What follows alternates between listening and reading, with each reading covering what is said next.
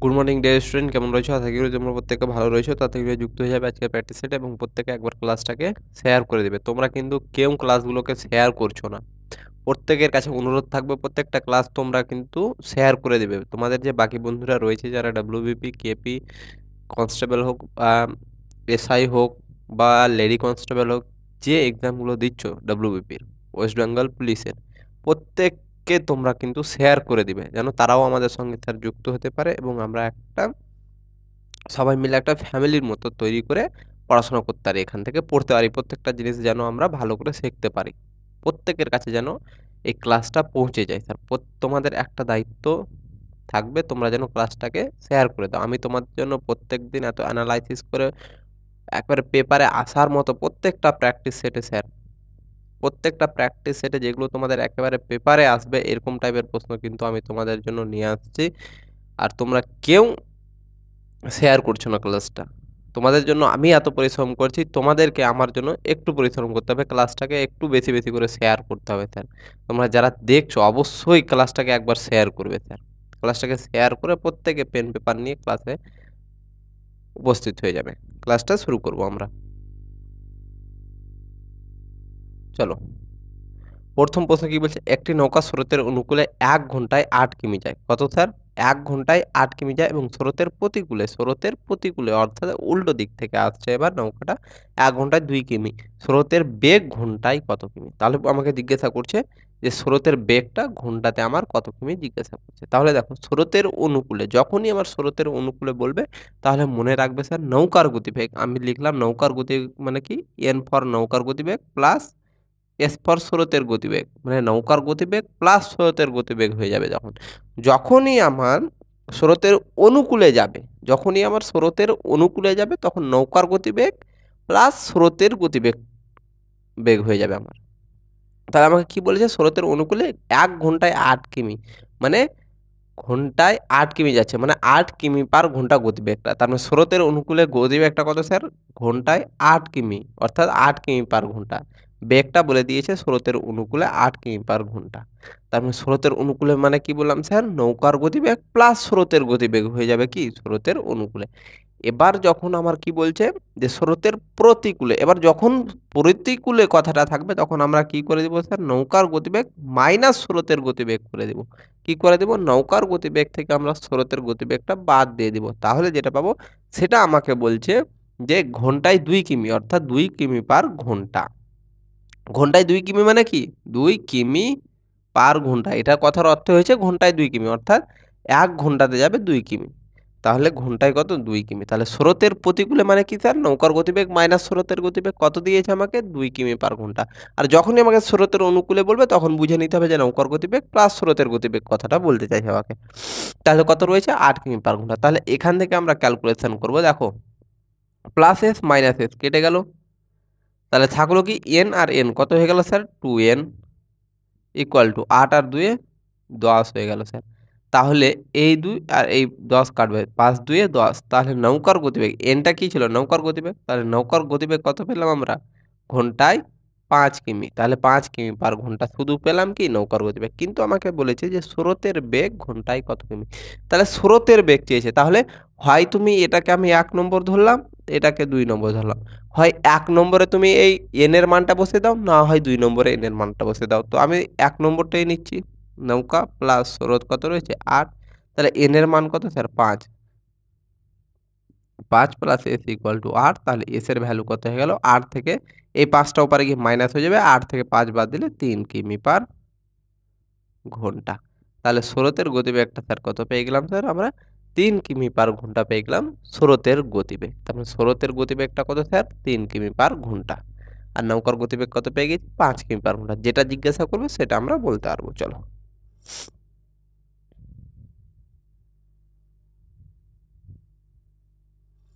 পরের প্রশ্ন দেখবে। 90 কিমি/ঘন্টা গতিবেগে ধাবমান 120 মিটার দীর্ঘ একটি ট্রেন কত সময় 220 মিটার দীর্ঘ একটি রেলওয়ে প্ল্যাটফর্মকে অতিক্রম করবে? তাহলে দেখো, আমার এটা একটা কি, এটা একটা ট্রেন। ট্রেনটার দৈর্ঘ্য কত বলেছে স্যার? 120 মিটার দীর্ঘ। 120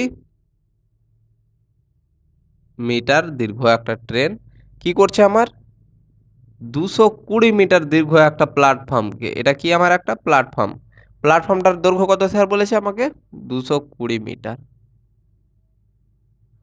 তাহলে বলছে আর ট্রেনের গতিবেগটা কত স্যার, স্পিড বলে দিয়েছে 90 কিমি/ঘন্টা। বলছে যে এই 120 মিটার দৈর্ঘ্যের একটা ট্রেন এই 220 মিটার দীর্ঘ একটা প্ল্যাটফর্মকে কতক্ষণ সময়ে পার করবে, যার স্পিডটা হচ্ছে 90 কিমি/ঘন্টা। তাহলে ট্রেনের প্রত্যেকটা কেস আমি স্যার তোমাদেরকে একটা নির্দিষ্ট পার্টিকুলার ক্লাসে করিয়েছিলাম। তোমরা যারা সেই ক্লাসটা দেখেছো আশা করব যে এই অঙ্কটা তোমরা অলরেডি অ্যান্সার করে নিয়েছো, কারণ সেখানে প্রত্যেকটা জিনিস কনসেপ্ট ওয়াইজও বুঝিয়েছিলাম এবং আমি ট্রিক্সও বুঝিয়েছিলাম। যারা ওই ক্লাসটা দেখার পরে ভালো করে প্র্যাকটিস এবং রিভিশন করেছো, আমি আশা করব যে এই প্রশ্নটা করতে তোমরা 10 সেকেন্ডের বেশি সময় নেবে না।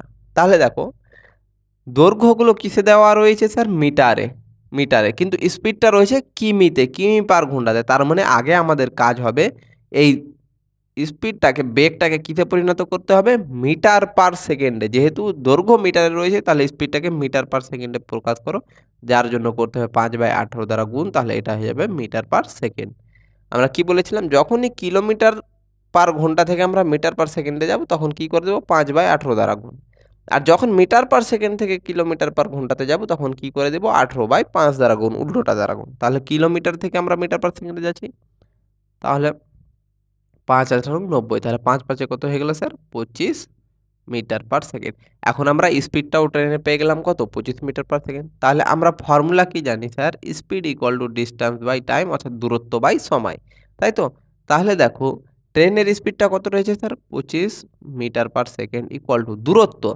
এই ক্ষেত্রে স্যার দূরত্ব কি হয়ে যাবে, এইখানে বোঝার জিনিস দেখো, যখন একটা ট্রেন কোনো প্ল্যাটফর্ম হোক, কোনো ব্রিজ হোক, কোনো সেতু হোক, কোনো টানেল হোক বা অপর কোনো ট্রেনকে পার করবে, সেক্ষেত্রে হয়ে যাবে ট্রেনের দৈর্ঘ্য প্লাস ট্রেনটি কাকে অতিক্রম করছে তার দৈর্ঘ্য। ট্রেনটি কাকে অতিক্রম করছে, প্ল্যাটফর্মকে, তাহলে প্ল্যাটফর্মের দৈর্ঘ্য, তাহলে ট্রেনের দৈর্ঘ্য প্লাস প্ল্যাটফর্মের দৈর্ঘ্যটাই হয়ে যাবে দূরত্বর জায়গাতে। তাহলে 120 প্লাস 220 বাই টি, সময় কত রয়েছে স্যার, আমাদেরকে জিজ্ঞাসা করেছে পার করতে কত সময় লাগবে। তাহলে দেখো এই টিটাকে এখানে নিয়ে আসবো, 25টাকে নিচে পাঠিয়ে দাও, তাহলে গুণ করো। এই 25টাকে আমি নিচে নিয়ে আসলাম, যোগ করে দিলে কত হয়ে যাবে স্যার, 200 300 340 340, তাহলে 5×5 = 25, 5×6 = 30, 5×8 = 40, তাহলে কত পেলাম স্যার, 68/5। যদি আমরা এটাকে ভাগ করি তাহলে পেয়ে যাব 1, 3×5 = 15, 3/5 সেকেন্ড। 13 × 3/5 সেকেন্ড আমাদের কি লাগবে, সময় লাগবে। যদি দশমিকে প্রকাশ করি তাহলে কত হয়ে যাবে স্যার, দেখে নাও, আমরা এটা পূর্ণতে প্রকাশ করলাম, তাহলে 15 3 13.6 সেকেন্ড। তাহলে কত লাগলো স্যার, 13.6 সেকেন্ড আমাদের এই প্ল্যাটফর্মটাকে পার করতে আমার ট্রেনটি সময় নেবে। চলো পরের প্রশ্ন দেখবে স্যার। আশা করি বুঝতে পেরেছো, একেবারে ইজি প্রশ্ন ছিল। আর ট্রেনের কেস প্রত্যেকটা কেস 5 থেকে 6টা কেস ছিল, আমি প্রত্যেকটা কেস কিন্তু ট্রেনের তোমাদেরকে একটা পার্টিকুলার ক্লাসে, ট্রেন সম্পর্কিত ক্লাসে আমি কিন্তু করে দিয়েছি। তোমরা যারা দেখোনি ক্লাসটা অবশ্যই তোমরা দেখে নেবে গিয়ে। দেখো আমাকে বলছে 7.20 টাকা প্রতি কেজি মূল্যের চাল কি অনুপাতে, অর্থাৎ 7.20 টাকা প্রতি কেজি চালটা কি অনুপাতে 5.70 টাকা প্রতি কেজি চালের সাথে মেশালে 6.30 টাকা প্রতি কেজি মূল্যের মিশ্রণ পাওয়া যাবে। আমার কাছে দুটো চাল রয়েছে, দুই রকম, একটা সস্তা চাল একটা দামি চাল। এবার বলছে যে সস্তা এবং দামি চালটা কত কত কেজি করে মেশালে যে মিশ্রণটা পাবো সস্তা এবং দামি চালের, সেই মিশ্রণটার দাম আমার কত হয়ে যাবে, না আমার হয়ে যাবে 6.30 টাকা করে। তাহলে দেখো মিশ্রণের অঙ্ক কীভাবে করবে, 60 টাকা কত কেজি দামের মেশাচ্ছে, 60 টাকা 20 পয়সা, 7.20 টাকা কেজি দামের চাল মেশাচ্ছে, আর তার সঙ্গে কত কেজি, 5.70 টাকা কেজি দামের। তাহলে 7.20 টাকা কেজির সঙ্গে 5.70 টাকা কেজি দামের চাল মেশাচ্ছে। মেশানোর পরে বলছে যে কত অনুপাতে মেশালে যে নতুন মিশ্রণটা পাবো আমরা, সেটার দাম কত হবে স্যার, 6.30 টাকা, 6.30 টাকা। তাহলে এক্ষেত্রে আমরা কি করবো স্যার, এটা থেকে এটা বাদ দেবো, বড়টা থেকে ছোটটা বাদ দেবো। 7.20 থেকে যদি 6.30 বাদ দিয়ে দিই তাহলে কত হয়ে যাবে স্যার আমাদের? 0, 12 থেকে 3 বাদ 9, আর এখানে দশমিক, আচ্ছা 0.90 হয়ে গেল। এবার দেখো, এবার এটা ছোট যেহেতু সেই জন্য এটা থেকে এবার এটা বাদ দাও, 6.30 থেকে এটা বাদ দেবো, তাহলে কত হয়ে যাবে স্যার? বাদ দিয়ে কোনাকুনি, এগুলো বাদ দিয়ে আমরা কিন্তু সোজাসুজি বসাবো না, বাদ দিয়ে আমরা কোনাকুনি বিয়োগ করে কোনাকুনি বসিয়ে দিব। তাহলে 6.30 থেকে 5.70 বাদ দাও, তাহলে কত হয়ে যাবে? 0, 7 থেকে 6, 13 থেকে 7 বাদ 6, আর এদিকে 6 থেকে 6 বাদ, আচ্ছা তাহলে 0.60 হয়ে গেল। তাহলে 6.30 থেকে যদি 5.70 বাদ দিই তাহলে 0.60 পেয়ে যাবে। এবার দেখো অনুপাত আমাদেরকে চেয়েছে, তাহলে অনুপাত করে দেবো। এখানে একটা জিনিস দেখো যে ডান দিক থেকে দুটো সংখ্যার আগে এখানেও দশমিক আছে, ডান দিক থেকে দুটো সংখ্যার আগে এখানেও দশমিক আছে, তাহলে এই দশমিক কেটে দাও। তার মানে এই পদটি আর থাকলো না, দশমিক যেহেতু তুলে গেল, তাহলে দশমিকের আগে কোনো সংখ্যার আগে শূন্য তো দাম নেই, তাহলে শূন্যটাও চলে গেল, তাহলে থাকলো কত? 6:9। তাহলে 0 0 কাটো 3 দ্বারা, 3 2 6, 3 3 9। তাহলে আমরা কত পেয়ে গেলাম স্যার? 2:3 অনুপাতে মেশাতে হবে। তার মানে 7.20 টাকা কেজি চালের সঙ্গে 5.70 টাকা কেজি চাল কত অনুপাতে মেশাতে হবে? 2.30 অনুপাতে। যদি এই চালটা আমি 2 কেজি মেশাই তাহলে এই চালটা আমাকে 3 কেজি মেশাতে হবে, তাহলে মিশ্রণের দামটা প্রতি কেজি আমরা 6.30 টাকা করে পেয়ে যাব। চলো নেক্সট প্রশ্ন দেখবে স্যার।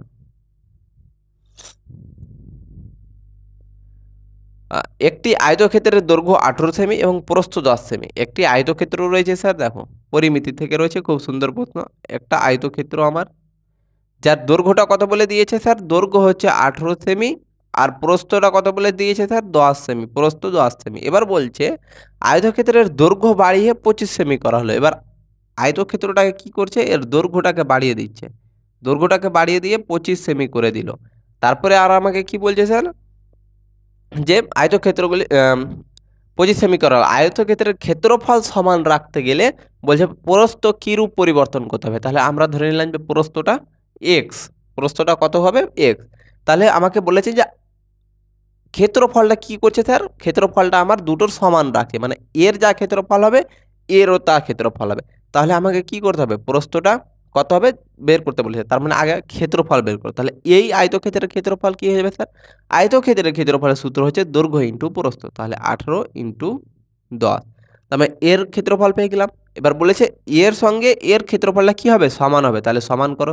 এর ক্ষেত্রফল লিখো দৈর্ঘ্য ইন্টু প্রস্থ, প্রস্থ তো জানি না, প্রস্থ এক্স ধরে নিলাম। তাহলে দেখো কাটাকাটি করো, 5 দ্বারা 2, 5 দ্বারা 5, তাহলে 18 2 কত হয়ে গেল? 36, 36 equal to 5x, 5 into x 5x। তাহলে এক্সের ভ্যালুটা কত হয়ে যাবে স্যার? এই 5টা 36-এর নিচে চলে আসবে, 36/5 হয়ে যাবে। তাহলে 5 7 35, 5 2 10, তাহলে 7.2 হয়ে যাবে। তাহলে এক্সের ভ্যালু, এক্সটা কী ছিল স্যার? প্রস্থ। তার মানে প্রস্থটা কী রূপ পরিবর্তন করতে হবে? প্রস্থটা হয়ে যাবে 7.2 হয়ে যাবে। তাহলে আমাদের প্রস্থটা কত নিতে হবে স্যার? 7.2 নিতে হবে। তাহলে প্রস্থের দৈর্ঘ্য কত পেয়ে গেলাম? প্রস্থটা কত পেয়ে গেলাম স্যার আমরা? 7.2 সেমি। ইউনিটগুলো অবশ্যই লক্ষ্য রাখবে। চলো পরের প্রশ্ন দেখবো স্যার আমরা।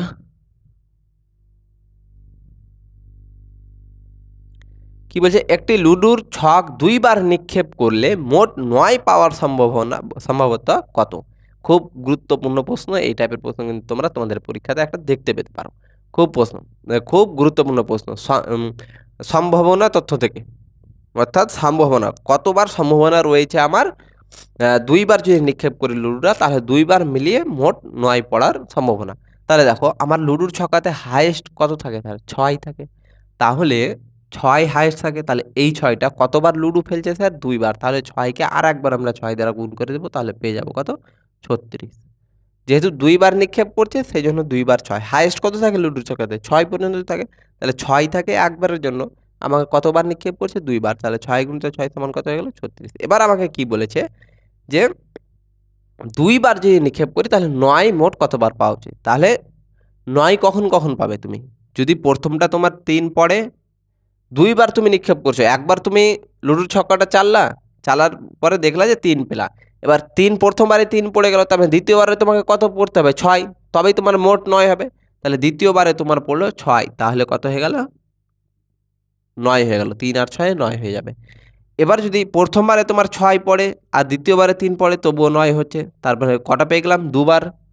এবার যদি আমার প্রথমবারে 4 পড়লো, দ্বিতীয়বারে 5 পড়লো, তবুও আমার 2 বার মিলিয়ে 9 হয়ে যাচ্ছে। 2 বার নিক্ষেপ করার পরে 9 হচ্ছে। এবার যদি এখন আমার 5 পড়ে আর তারপরে দ্বিতীয়বারে 4 পড়ে, তবুও 9 হয়ে যাচ্ছে। এটুকু সম্ভাবনা ছাড়া আর আমাদের সম্ভাবনা নেই। যদি 3 পড়ে, আচ্ছা 3 পড়লো আর 4 পড়লো, তাহলে 7 হয়ে গেল। তাহলে বাকিগুলোর ক্ষেত্রে আর সম্ভাবনা থাকছে না। তার মানে যদি আমার একবার 3 পড়ে তাহলে কত পড়তে হবে? 6 পড়তে হবে। একবার যদি 6 পড়ে তাহলে দ্বিতীয়বার কত পড়তে হবে? 3 পড়তে হবে। প্রথমবার যদি 4 পড়ে তাহলে দ্বিতীয়বার কত পড়তে হবে? 5 পড়তে হবে। প্রথমবার যদি 5 পড়ে তাহলে দ্বিতীয়বার কত পড়তে হবে? 4 পড়তে হবে। তাহলে কতবার সম্ভাবনা রয়েছে স্যার? 1, 2, 3, 4।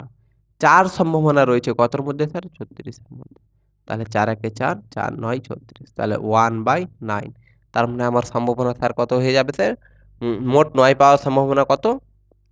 9 এর মধ্যে 1 বার। তাহলে আমাদের উত্তর হয়ে গেল স্যার 1/9। আশা করি বুঝতে পেরেছো। চলো পরের প্রশ্ন দেখবে স্যার। কি বলছে প্রশ্ন? বলছে এত সংখ্যাটিতে 8 এর ফেস ভ্যালু কত? এর আগের দিন দেখেছিলাম যে স্থানীয় মান কত, এবার আমরা দেখছি যে 8 এর ফেস ভ্যালু কত। ফেস ভ্যালু তোমাকে যদি আমি আয়নার সামনে দাঁড়িয়ে দিই তাহলে তুমি কাকে দেখতে পাবা? তুমি নিজেকেই দেখতে পাবা। তার মানে 8কে যদি আমরা আয়নার সামনে দেখি তাহলে কত পাবো? 8ই পাবো। তাহলে ফেস ভ্যালু মানেই হয়ে যাবে যে সংখ্যাটার ফেস ভ্যালু জিজ্ঞাসা করবে সেটাই হয়ে যাবে উত্তর। তাহলে 8 এর ফেস ভ্যালু সংখ্যাটাতে কত হয়ে যাবে স্যার? 8 হয়ে যাবে আমাদের। তাহলে সংখ্যাটাতে 8 এর ফেস ভ্যালু কত হয়ে যাবে স্যার? 8 হয়ে যাবে। খুব সুন্দর প্রশ্ন। চলো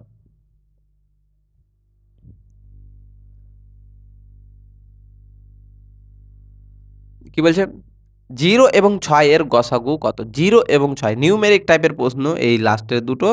0 এবং 6 এর কি বলেছে? গসাগু কত? সবসময় মনে রাখবে যদি কোনো সংখ্যার আমার লসাগু বের করতে দেয়, যেমন 4, 5, 6 এই টাইপের সংখ্যাগুলো লসাগু বের করতে বললে তার একটা নির্দিষ্ট মান বেরোবে। যদি আমার 4 আর 5 এর লসাগু বের করতে বলে তাহলে আমার গসাগু যদি বের করতে বলে তাহলে হয়ে যাবে 1 গসাগু। যেহেতু এই দুটো সংখ্যাকে আমার কমন কিছুই পাচ্ছি না।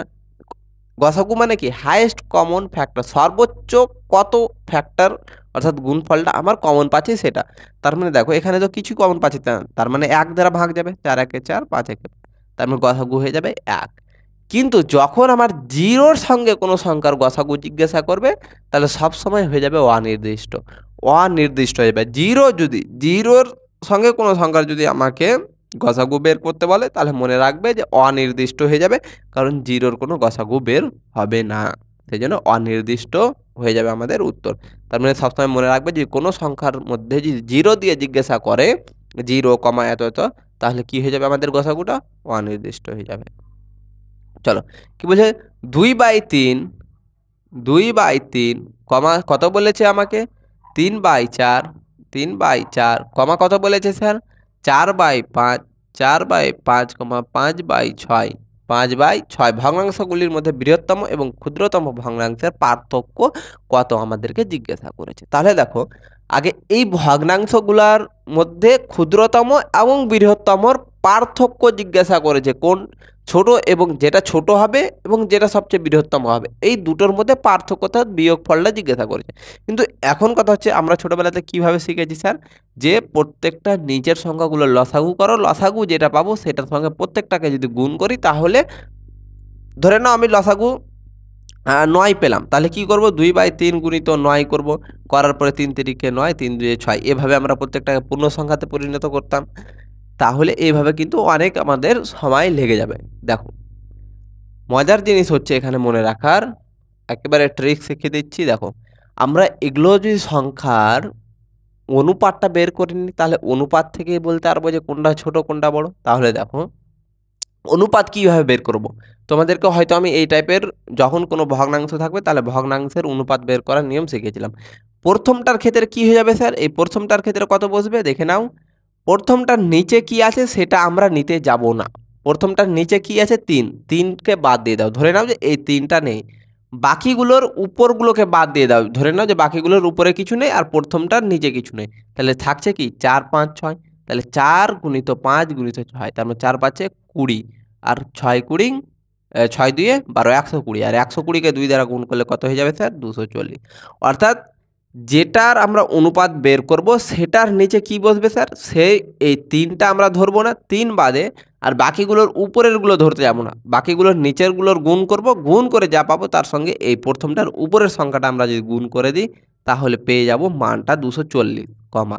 সেম ক্ষেত্রে এটার ক্ষেত্রে কি করব স্যার? নিচে কি আছে দেখতে যাব না, বাকিগুলোর নিচে দেখো 3 5 15 বা 5 6 30, 30কে 3 দ্বারা গুণ করলে কত হয়ে যাবে স্যার? 3 3 90, 90কে 3 দ্বারা 270, তাহলে পেয়ে গেলাম 270। ঠিক একই রকমভাবে এটার ক্ষেত্রে কি হয়ে যাবে স্যার? এটার যেহেতু বের করছি তার মানে এই নিচেরটা আমরা বাদ দিয়ে দেবো, বাকিগুলোর গুণফল করো। 3 4 12 বা 5 রয়েছে তো 3 4 12 আর 6 12 72, 350। তাহলে কত হয়ে যাবে স্যার আমাদের? 350। আরেকবার দেখে নিচ্ছি, এটা বাদ যাবে। 3 4 12, 6 12 72, 72 5 দ্বারা 5 2 10 শূন্য, 7 2 14, আচ্ছা 4 5 20, 20 আর 6 120, 48, 480 হবে, সরি 480, কমা। তাহলে এবার এটার ক্ষেত্রে স্যার কত হয়ে যাবে? তাহলে এটা বাদ বাকিগুলোর গুণফল 4 5 20, 3 20 60, 60 আর 5 6 30, তাহলে কত হয়ে যাবে স্যার? 300। তাহলে আমরা পেয়ে গেলাম অনুপাতটা। তাহলে এই প্রত্যেকটা সংখ্যার অনুপাত কত পেয়ে গেলাম? এত অনুপাত এত অনুপাত এত। তার মানে দেখো এবার এখানে ছোট কোনটা আর বড় কোনটা? তাহলে এখানে 240 সবচেয়ে ছোট আর বড় কোনটা? 300। তার মানে বড় সংখ্যাটা 300 কার জন্য পেয়েছি? 5/6 এর জন্য। তাহলে 5/6 বিয়োগ, যেহেতু পার্থক্য জিজ্ঞাসা করেছে মানে কি বিয়োগফল। ছোট সংখ্যা কোনটা? 2/3, তাহলে 2/3 বিয়োগ করে দিব। লসাগু কত হয়ে যাবে? 6, 5 বিয়োগ 4, তার মানে কত হয়ে যাবে? 1/6। তাহলে উত্তর কত হয়ে গেল স্যার আপনাদের? 1/6। তাহলে অনুপাতটা এই টাইপের যখন ভগ্নাংশ থাকবে তাহলে অনুপাত কীভাবে বের করবে স্যার?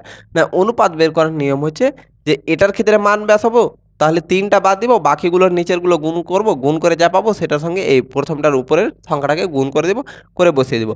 দ্বিতীয়টার ক্ষেত্রে কী করব? দ্বিতীয়টার নিচের বাদ দিব, বাকিগুলোর নিচেরগুলো গুণ করব, করে উপরেরটার সঙ্গে আমরা গুণ করে বসিয়ে দিব। এইভাবে করে করে অনুপাতগুলো বের করতে পারবো। এবার এখানে দেখবো যে কোনটা ছোট কোনটা বড়, এবার সেভাবে আমরা সাজিয়ে লিখতে পারবো।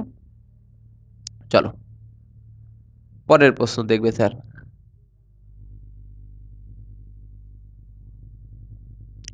বলছে যে এখানে একটা কিছু শব্দ দিয়েছে, বলছে TRANSFERENCE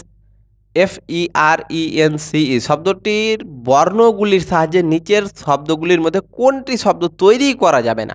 অর্থাৎ তৈরি করা যাবে না মানে কি? এই যে আমার শব্দটা দিয়েছে এই শব্দগুলির মধ্যে যেগুলো অ্যালফাবেট আছে TRANS, এই সংখ্যাগুলো দ্বারাই, এই অ্যালফাবেটগুলো দ্বারাই আমাকে নিচের সেন্টেন্সটা তৈরি করতে হবে। এবার এমন কোন সেন্টেন্স আছে যে সেখানে কোনো একটা অ্যালফাবেট আমার কিন্তু এই উপরের অ্যালফাবেটে দেওয়া নেই? তাহলে আমাদেরকে দেখতে হবে এখান থেকে প্রত্যেকটা মিলিয়ে। দেখো 3 নম্বরটা যদি আমরা দেখি FACTOR, তাহলে ওটা দেখো তো আমরা এখানে ও কি TRANSFERANCE এই শব্দটার মধ্যে কি ও একবারও রয়েছে? ও নেই। কিন্তু এই শব্দ থেকেই তো আমাকে প্রত্যেকটা শব্দ তৈরি করতে হবে। যেহেতু ও এখানে নেই তার মানে কি হয়ে যাবে? ও যেহেতু এখানে নেই তার মানে আমি এই শব্দটাও তৈরি করতে পারবো না। এই শব্দটাও আমি কি করতে পারবো না? তৈরি করতে পারবো না। যেহেতু ও ওখানে নেই তার মানে ও আমি এখানেও নিতে পারবো না। কিন্তু এখানে আমার ও নেওয়া আছে, তার মানে এই শব্দটা এই শব্দ থেকে উপরের শব্দ থেকে তৈরি করা যাবে না। উত্তর কি হয়ে যাবে আমাদের? Option C. যেহেতু আমাদেরকে বলেছে কোন শব্দটি তৈরি করা যাবে না, তাহলে আমরা দেখে নিলাম যে ও ওখানে এক্সট্রা নেওয়া আছে, তার মানে ওই শব্দটাই তৈরি করা যাবে না। আর বাকি অপশন আমার চেক করারই প্রয়োজন নেই, যেহেতু উত্তর পেয়ে গেলাম আমরা। চলো পরেরটা। এবার বলছে ব্লাড রিলেশন থেকে কি বলছে? ভদ্রলোক দেখিয়ে বললেন, ভদ্রলোককে দেখিয়ে মহিলা বললেন। কে বলছে? মহিলা বলছে। কাকে? ভদ্রলোককে দেখিয়ে বলছে। ভদ্রলোককে দেখিয়ে মহিলা, এম ফর ধরে নিলাম যে মহিলা, মহিলাটা একজন ভদ্রলোককে দেখিয়ে বলছে যে উনি আমার মায়ের। কে বলছে? মহিলাটা বলছে উনি আমার মায়ের, অর্থাৎ এই মহিলাটার মায়ের, এর মা কোথায় বসবে? এর চাইতে জেনারেশন গ্যাপ, উপরে বসবে। মা এর চাইতে বড়, তার মানে মা উপরে বসবে, তার মানে মা, মা দিয়ে দিলাম। এই মহিলাটার মা, মহিলাকে আমরা কি দ্বারা লিখবো? মেয়ে মানুষ মানে স্ত্রীলিঙ্গ মানে মাইনাস, তার মানে মাইনাস লিখে দিলাম। তার মানে এই মহিলাটা একজন ভদ্রলোককে দেখিয়ে বলছেন যে উনি আমার মায়ের অর্থাৎ এই ভদ্র মহিলাটার মায়ের কি বলছে একমাত্র পুত্র। তাহলে এর মায়ের একমাত্র পুত্র, পুত্র মানে কি নিচে বসবে, তাহলে এর পুত্র কোথায় বসবে স্যার এখানে বসে তো বা এপারে, তাহলে পুত্র পি ফর পুত্র দিলাম, তাহলে পুত্র মানে কি প্লাস, তার মানে এর মায়ের একমাত্র পুত্র পুত্র, তাহলে ভদ্র মহিলা ভদ্রলোকের কে হন? তার মানে এই ভদ্র মহিলাটা এই ভদ্রলোককে দেখিয়ে বললেন যে ইনি হচ্ছেন এর মায়ের একমাত্র পুত্র। তার মানে এর আর এর মধ্যে কি স্যার একই জেনারেশন, আর একই জেনারেশন মানে কি এরা কি হয়ে যাবে ভাই বোন। তাহলে আমাকে কি বলেছে ভদ্র মহিলা ভদ্রলোকের কে হন, এই মহিলাটা এই লোকটার কে হন, তাহলে এর কে হবে স্যার বোন। তাহলে একে কি বলে ডাকবে বোন বলে, তাহলে হয়ে গেল আমাদের উত্তর বোন।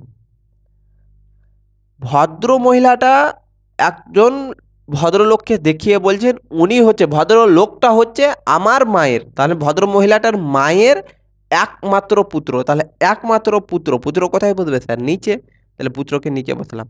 তাহলে একই লাইনে বসা সম্পর্কগুলো কি হয় আমার ভাই বোনের সম্পর্ক হয়, তাহলে এরা দুজন কি হয়ে গেল ভাই বোন। তাহলে পি এম এর কে হয়, পি এম এর বোন হয় ভাই হয়, তাহলে এম কি হবে পি এর বোন। চলো আশা করি বুঝতে পেরেছো, খুব সহজ প্রশ্ন ছিল। কি বলছে নিচের শব্দগুলিকে যদি অভিধানগতভাবে বর্ণমালা অনুযায়ী সাজানো হয় তাহলে কোন শব্দটি মাঝখানে থাকবে, কোন শব্দটি মাঝখানে থাকবে, আমাকে ডিকশনারি থেকে বলেছে, প্রশ্নটা হচ্ছে ডিকশনারি থেকে। তাহলে দেখো ডিকশনারি আমাকে কি কি দিয়েছে, 1 নম্বর দিয়েছে E L E E L E C T R I C electric, electrol E L E C T O R, E L E C T O R, তারপরে কি দিয়েছে E L E C E L E C T R O D E electrode, তারপরে কি elect E L E C E L E C T elect, আর last কি বলেছে E L E C T R O N electron. তাহলে বলছে এই শব্দগুলোকে যদি আমি ডিকশনারি অনুযায়ী সাজাই তাহলে কোনটা আমার মাঝখানে আসবে অর্থাৎ মিডিলে আসবে। তাহলে দেখো ডিকশনারি অনুযায়ী সাজানো মানে হচ্ছে আগে আমরা এগুলোর প্লেস ভ্যালু লিখবো, প্রত্যেকটার প্লেস ভ্যালু লিখবো, অর্থাৎ এগুলো ইংরেজি বর্ণমালাতে কে কত নম্বরে আসছে, এবার যেটা সবচেয়ে ছোট হবে সেটা আগে বসবে। স্যার ডিকশনারির নিয়মই হচ্ছে এটা, যে অক্ষর সবচেয়ে ছোট হবে সেটা আগে বসবে। তাহলে দেখো প্রত্যেকটার ক্ষেত্রে ই প্রথমে রয়েছে, তার মানে ই দেখে আমরা বলতে পারবো না যে কে আগে আর কে পরে বসবে, যেহেতু এখানে ই প্রত্যেকজনেই সমান, প্রত্যেকটা ই 5 করে আছে, তার মানে ই কেটে দিলাম, ই দেখে আমরা বলতে পারবো না যে কে আগে বসবে। এবার দেখবো দ্বিতীয় নম্বর ওয়ার্ডটা, তাহলে দ্বিতীয়টা দেখতে হবে যে কে ছোট আছে, তাহলে দ্বিতীয়টাতে কি রয়েছে এল এল এল এল এল, প্রত্যেক জায়গাতে এল, তাহলে এল দ্বারাও বলতে পারবো না, তাহলে এল কেটে দাও, এল কেটে দিলাম। এবার থার্ড 3 নম্বরটা দেখে বলতে হবে 3 নম্বরে কে ছোট আছে, 3 নম্বরে ই এখানেও ই এখানেও ই এখানেও ই এখানেও ই এখানেও, তাহলে প্রত্যেক জায়গাতে ই ই ই ই ই, তাহলে 3 নম্বরটা দেখেও আমরা বলতে পারবো না। 4 নম্বরটা দেখবো C C C C C, 4 নম্বরেও সি সি সি সি, তাহলে 4 নম্বরটা দেখেও বলতে পারছি না কারণ 4 নম্বরটাও সমান আমার। 5 নম্বর দেখবো 5 নম্বরে কি রয়েছে স্যার টি টি টি, আচ্ছা এখানে কি রয়েছে সি তো কেটে গেছে টি টি, 5 নম্বরেও প্রত্যেক জায়গাতে টি টি টি টি করে রয়েছে, তার মানে 5 নম্বরটা দেখেও আমরা বলতে পারবো না। এবার দেখো এখানে একটা ওয়ার্ড এমন পেলাম যে আর 5টার পরে কিছু নেই, এই 5টার পরে আর কিছু নেই ওয়ার্ডটাতে, তার মানে সবচেয়ে ছোট ওয়ার্ড কোনটা এটা, তার মানে এ কত নম্বরে বসে যাবে, এ বসে যাবে 1 নম্বরে স্যার, যেহেতু আর এর কোনো বাকি নেই, আর কোনো ওয়ার্ড নেই বাকি, তার মানে আর আমরা হয়তো বলতে পারছি না যে কোনটা, যেহেতু এই 4টা শব্দ 5টা শব্দ প্রত্যেক জায়গাতেই রয়েছে তাহলে আমরা বলতে পারছি না কে ছোট কে বড়, আর ছোটগুলো আগে বসবে। কিন্তু যখনই দেখতে যাচ্ছি এবার পরের ওয়ার্ডটা, পরের ওয়ার্ড আর এখানে নেই, তার মানে পরের ওয়ার্ড যেহেতু নেই তার মানে এটাই হয়ে যাবে আমাদের 1 নম্বরে। এবার দেখতে হবে 2 নম্বরে কি আছে, তাহলে 6 নম্বর দেখো আর ও, আচ্ছা টি ও আর আছে, টি ও আর, আচ্ছা আর ও আর আর, তার মানে বাকি 3 জায়গাতে রয়েছে আর আর আর করে আর এখানে রয়েছে ও, তাহলে ছোট কে আর না ও? ও কত নম্বরে স্যার? ইজোটি অনুযায়ী ই জে ও টি ওয়াই, ইজোটি অনুযায়ী 5, 10, 15, 20, 25। ও কত নম্বরে রয়েছে? 15 নম্বরে। তার মানে ও এর ভ্যালুটা কত স্যার এখানে? 15। আর এর ভ্যালুটা কত? ও পি কিউ আর, ও এর পরে আসে ও পি কিউ আর, 15 3 18, আর আসছে আমার 18 নম্বরে। তার মানে আর কত হয়ে গেল? 18 নম্বরে। তার মানে আর এর ভ্যালু হচ্ছে আমার কত করে? 18 করে, 18, 18। তার মানে আমরা এখান থেকে ছোট কোনটা পেলাম? 2 নম্বর, এটা এটা পেয়ে গেলাম 2 নম্বর। তার মানে ছোট আমরা এটা পেয়ে গেলাম, ও যেহেতু ছোট, আর এর চাইতে ও ছোট, তার মানে ও বসে গেল 2 নম্বরে। তার মানে এটাও কেটে দিলাম, এটা হয়ে গেল। এবার দেখবো তার পরের ওয়ার্ডটা। তার মানে আর এখানেও রয়েছে, আর এখানেও রয়েছে, আর এখানেও রয়েছে। তার মানে আর দেখে বলতে পারবো না 3 নম্বরে কি আছে। তার মানে পরেরটা দেখবো, এখানে রয়েছে আই। আই কত নম্বরে স্যার? 9। এখানে কত রয়েছে? ও। ও কত নম্বরে? 15। এখানে কত? ও 15। তারপরে 15, 15 আর এখানে 9, তাহলে ছোট কে হয়ে গেল? 9। তার মানে 9 কত নম্বরে বসবে স্যার? 3 নম্বরে। তাহলে আমাদেরকে কি বলেছিল স্যার বের করতে? বলেছে যে কোন শব্দটি মাঝখানে বসবে। তাহলে কটা মোট রয়েছে? 1 2 3 4 5। তার মানে 5টা শব্দের মধ্যে মাঝখানে কে বসবে? যে 3 নম্বর হবে সেই মাঝখানে বসবে। তার মানে 3 নম্বর কাকে পেয়ে গেলাম? 1 দাগেটা এ নম্বরটা পেয়ে গেলাম 3 নম্বরে বসে। তাহলে 3 নম্বরে বসা মানে কি? মাঝখানে বসা। তাহলে 3 নম্বরে কি ছিল? ইলেকট্রিক। ইলেকট্রিক কোথায় রয়েছে স্যার দেখে নাও? Option B, electric. তার মানে অপশন বি হয়ে যাবে আমাদের উত্তর। তার মানে অপশন বিটা কোথায় বসবে স্যার? মাঝখানে বসবে। 5 জন রয়েছে, 5 জনের মধ্যে 3 নম্বর যে হবে সেই তো মাঝখানে বসবে। 2 জন এই পারে, 2 জন ওই পারে, মাঝখানে 3 নম্বরটা বসবে। তার মাঝখানে 3 নম্বরটা কি পেয়ে গেলাম? এ অপশনটা। তার মানে এ হয়ে গেল কি? ইলেকট্রিক। ইলেকট্রিক আমার মাঝখানে বসবে। চলো,